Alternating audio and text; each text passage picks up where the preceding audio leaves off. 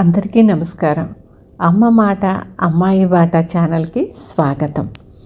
మనకి ఒక రిక్వెస్ట్ వచ్చింది ఏలూరు జిల్లా జార్జిపేట నుంచి. అతని పేరు సత్యనారాయణ. వాళ్ళ ఊర్లో ఒకళ్ళు మనకి రిక్వెస్ట్ పంపించారు.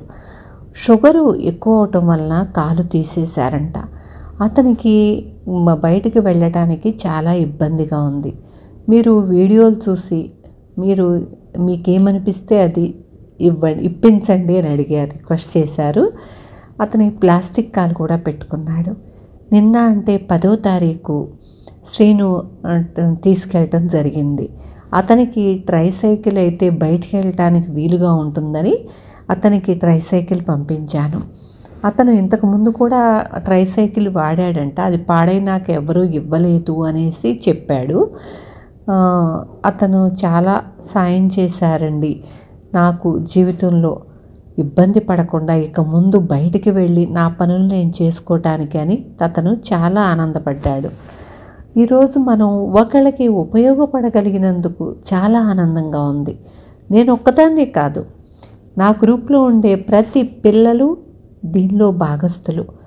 అంటే డొనేషన్స్ తీసుకున్నానని అనుకుంటారేమో, లేదు, ఒక్క పైసా కూడా ఎవరి దగ్గర నుంచి ఇంతవరకు నేను డొనేషన్ తీసుకోలేదు. ఇది 175వ సైకిలు. ఇలా చేయటానికి నేను ఆన్లైన్ శారీస్ బిజినెస్ చేస్తున్నాను. దాని మీద వచ్చిన ప్రాఫిట్తోనే నేను ఇలా సైకిల్స్ ఇవ్వటం జరుగుతుంది. అందుకు పిల్లలందరూ డొనేషన్లు ఇవ్వటానికి అందరు రెడీగా ఉన్నారు.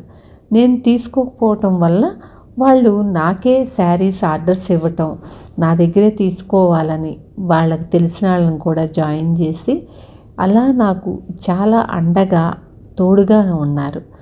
అందరికీ పేరు పేరున కృతజ్ఞతలు చెప్తున్నాను.